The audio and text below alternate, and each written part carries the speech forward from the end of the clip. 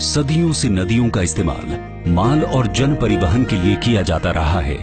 आज भी नदियों के जरिए भारी सामानों की ढुलाई सड़क या रेल के मुकाबले सस्ती और कम प्रदूषण फैलाने वाली होती है।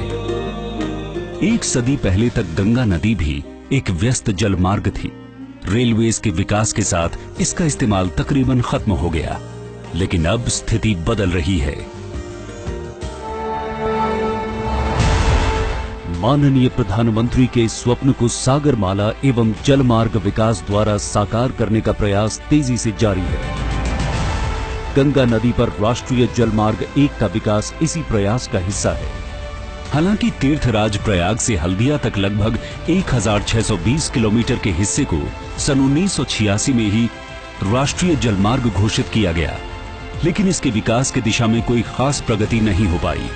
परंतु वर्तमान सरकार के आने के बाद इस जलमार्ग के विकास के लिए समन्वित प्रयास किए जा रहे हैं। जलमार्ग विकास परियोजना के तहत पहले चरण में राष्ट्रीय जलमार्ग 1 के वाराणसी से हल्दिया तक 1390 किलोमीटर हिस्से को विश्व बैंक के तकनीकी और आर्थिक सहयोग से विकसित किया जा रहा है।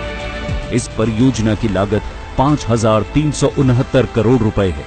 इसके तहत जलमार्ग सुधार जैसे नदी की गहराई और चौड़ाई बढ़ाना, नौवहन साधनों का विकास, वाराणसी, साहिबगंज और हल्दिया में मल्टी मॉडल टर्मिनल का निर्माण, तटबंध सुरक्षा संबंधी कार्य तथा LNG जलयानों की आवाजाही से जुड़ी सुविधाओं का विकास किया जाएगा।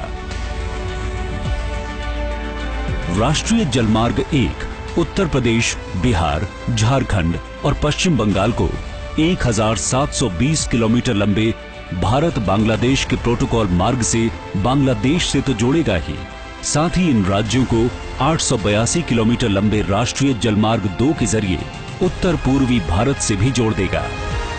जलमार्ग 1 के अंतर्गत विभिन्न परियोजनाओं ने आकार लेना शुरू कर दिया है। वाराणसी, साहिबगंज और हल्दिया में मल्टी मॉडल टर्मिनल निर्माण के अलग अलग चरणों में है। साथ ही गाजीपुर और कालू घाट में इंटर मॉडल टर्मिनल बनाए जाएंगे। फरक्का में एक नए नेविगेशन लॉक को भी निर्मित किया जा रहा है। इसके पूरा होने पर माल और जन परिवहन के लिए एक सस्ता और बेहतरीन विकल्प उपलब्ध हो जाएगा।